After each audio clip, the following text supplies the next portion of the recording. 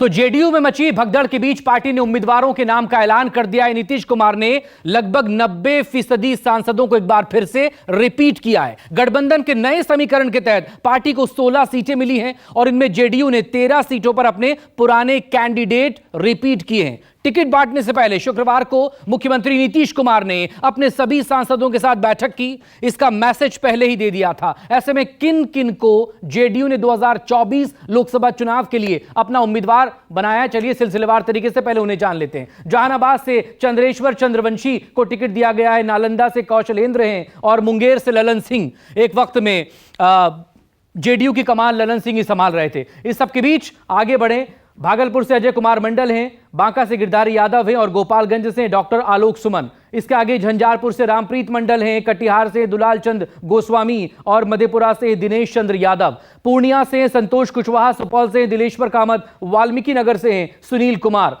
शिवहर से लवली आनंद बाहुबली आनंद मोहन की धर्मपत्नी, सीतामढ़ी से देवेश चंद्र ठाकुर हैं, सिवान से विजय लक्ष्मी हैं, किशनगंज से मुजाहिद आलम हैं। विजय लक्ष्मी तो एक दिन पहले ही जेडीयू में आई हैं। यहां से भी जो सिटिंग एमपी हैं उसका टिकट यहां पर जेडीयू ने काट दिया। तो ये वो 16 नाम हैं जिनमें 6 ओबीसी, 5 अति पिछड़े शामिल हैं। यानी लवकुश के समीकरण को भी नीतीश कुमार ने ध्यान में रखा है। वहीं किन किन सांसदों का टिकट काटा गया है, अब जरा वो भी समझ लीजिए। किन सांसदों के टिकट काटे गए हैं? महाबली सिंह का टिकट काटा गया है। इसके अलावा विजय मांझी का टिकट काट दिया गया, कविता सिंह का और सुनील कुमार पिंटू का टिकट काट दिया गया। सुनील कुमार पिंटू का टिकट तो इसलिए भी काटा जाना तय माना जा रहा था क्योंकि दिसंबर में 2023 आखिर में कुछ महीनों पहले जब महागठबंधन की सरकार थी बिहार में, तो महागठबंधन की सरकार में रहते हुए प्रधानमंत्री नरेंद्र मोदी की तारीफ की थी सुनील कुमार पिंटू ने। इस पे महागठबंधन में जमकर बवाल मचा था और तभी ये तय हो गया था कि इस बार शायद सुनील कुमार पिंटू रिपीट ना हो। ये जरूर इसको लेकर कयास पहले लगे क्योंकि नीतीश कुमार ने भी इसको लेकर अपनी नाराजगी जाहिर की थी। यानी 2024 में नीतीश ने अपने सैनिकों को जंग में उतार दिया है। ऐसे में यह देखना भी दिलचस्प होगा कि 2024 में बिहार की 16 सीटों पर जेडीयू किला फतह करती है या फिर बिहार में 40 में से 40 सीटें जीतने का एनडीए का जो सपना है, जो दावा है, वो ख्वाब ही बनकर रह जाएगा। नीतीश कुमार के महागठबंधन में शामिल होने के बाद उनके खिलाफ लगातार बयानबाजी करने के कारण सीतामढ़ी के सांसद सुनील कुमार पिंटू को इस बार पार्टी ने टिकट नहीं दिया। वहीं सीवान जातीय समीकरण को साधने के लिए नीतीश कुमार ने विजय लक्ष्मी को टिकट दिया। वो कुशवाहा समाज से आती। उपेंद्र कुशवाहा की पार्टी राष्ट्रीय लोकदल से पाला बदलकर उन्होंने शनिवार को ही जदयू का दामन थामा। गठबंधन के नए समीकरण के तहत गया और काराकाट की सीट जदयू से लेकर उपेंद्र कुशवाहा के रालोद और जीतन राम मांझी की हम पार्टी को दी गई। इसके कारण यहां के सिटिंग सांसद विजय मांझी और रामबली सिंह पहले ही बेटिकट हो गए थे। बिहार के सीएम नीतीश कुमार के बारे में कहा जाता है कि वो अपनी दोस्ती पूरी शिद्दत से निभाते। दोस्तों को किया वादा वो कभी नहीं भूलते। लोकसभा चुनाव में विधान परिषद के सभापति देवेश चंद्र ठाकुर को अपना उम्मीदवार बनाकर एक बार फिर से उन्होंने इसे साबित कर दिया। 3 महीने पहले नीतीश कुमार जब इंडिया गठबंधन का हिस्सा थे, उस दौरान ही उन्होंने दिल्ली में इस बात की घोषणा कर दी थी कि इस बार सीतामढ़ी में देवेश चंद्र ठाकुर चुनाव लड़ेंगे। ठाकुर को इंडिया गठबंधन का उम्मीदवार तब बनाया गया था जब वहां सीट शेयरिंग पर बात तक भी नहीं हुई थी। सीटों पर उम्मीदवारों के ऐलान में नीतीश कुमार ने जातीय समीकरण को साधने की कोशिश की। ऐसे में हर समीकरण को बारीकी से ध्यान में रखकर सीटों पर उम्मीदवारों को उतारा गया। आखिर किस उम्मीदवार को क्यों टिकट मिला, चलिए अब वो जान लेते हैं।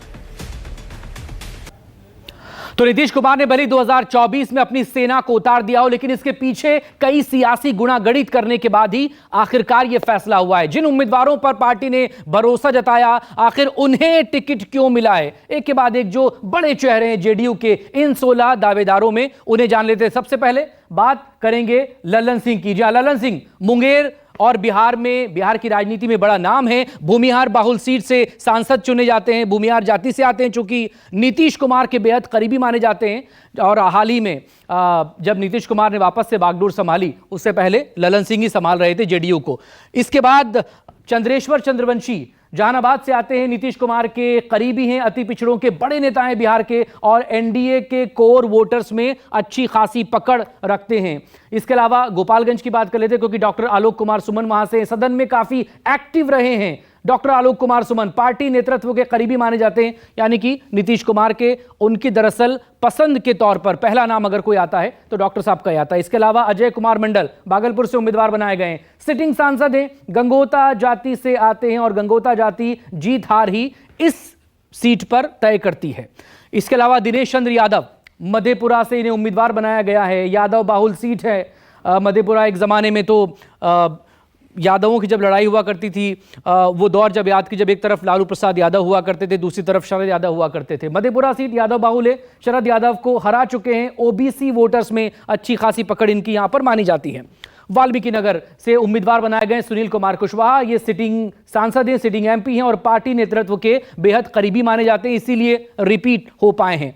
अब शिवहर सीट की बात, क्योंकि लवली आनंद बाहुबली आनंद मोहन की पत्नी हैं और फ्लोर टेस्ट जब बीते दिनों हुआ था, नीतीश कुमार ने फिर से पलटी मारी थी, तो बेटे ने आरजेडी छोड़कर एनडीए का साथ दिया था और जेडीयू का साथ देने का इनाम उम्मीदवारी के तौर पर लवली आनंद को यहां पर मिला है। दुलाल चंद्र गोस्वामी नीतीश के करीबी हैं, वैश्य समाज से आते हैं। वैश्य बाहुल सीट यह है और जातिगत समीकरण पक्ष में होने की उम्मीदें यहां पर जताई जा रही है। रामप्रीत मंडल झंझारपुर से उम्मीदवार बनाए गए, करीब 35% अति पिछड़ा वोट बैंक पर इनकी पकड़ मानी जाती है।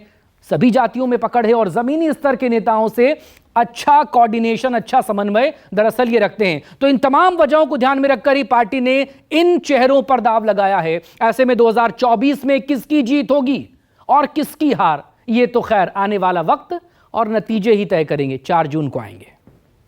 एक तरफ जहां एनडीए में सीट शेयरिंग का मसला हल हो चुका है, उम्मीदवारों के नामों का ऐलान तक होना शुरू हो गया है, वहीं दूसरी तरफ इंडिया गठबंधन में अभी तक सीट शेयरिंग को लेकर मामला अटका हुआ है। एनडीए के नेताओं का साफ कहना है कि इंडिया गठबंधन चुनाव तक टिकेगी, इस पर भी सवाल है।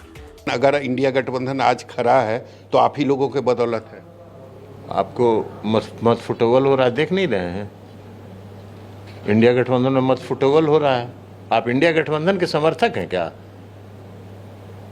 कोई कंफ्यूजन नहीं होता है, बहुत साफ है कि वहां कोई गठबंधन है ही नहीं, मत फुटबॉल है।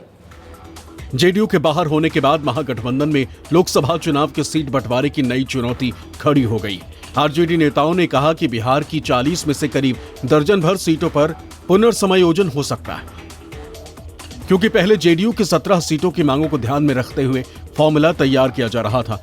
नीतीश की पार्टी जब महागठबंधन में थी तब 17-17 5-1 के फॉर्मूले पर बात चल रही थी। इसके तहत आरजेडी और जेडीयू को 17-17, कांग्रेस को 5 और सीपीआई माले को 1 सीट दिए जाने की चर्चा थी।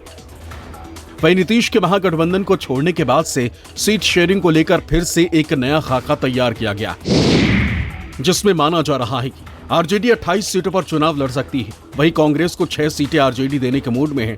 वहीं सीपीआई माले को 3 से 4 सीटें देने का प्लान है और सीपीआई और सीपीएम को 1-1 सीट दिया जा सकता है। आरजेडी 28-30 सीटों का दावा कर रही है, इसका मतलब है कि कांग्रेस को 6 सीटों पर निपटा देगी। क्या कांग्रेस 6 सीटों पर मान जाएगी? तो देखना होगा कि क्या आरजेडी किस तरह से सीटों का बंटवारा करती है। अगर पशुपति कुमार पारस उनके खेमे में जाते हैं तो जो पारस जी की सीटिंग सीटें हैं, क्या उसको एकोमोडेट करेगी आरजेडी? या तो पारस जी को देगी पार्टी को सीट और नहीं तो फिर आरजेडी से कहेगी कि चुनाव लड़िए। तो क्या पारस जी अपनी पार्टी का विलय कर देंगे? क्या मुकेश सहनी फिर लौट के अगर आएंगे, इनको किस तरह से एकोमोडेट करती है? तो सीटों का पेच तो यहाँ भी है। कहते हैं जिसने बिहार जीत लिया उसके लिए दिल्ली दरबार का रास्ता आसान हो जाता है, और यही वजह है कि चाहे एनडीए हो या फिर इंडिया गठबंधन, दोनों बिहार में किसी भी सूरत में जीत दर्ज करना चाहती हैं। एनडीए ने अपनी सीट शेयरिंग की घोषणा कर दी है, ऊपर से जेडीयू ने सीटों का ऐलान तक कर दिया है।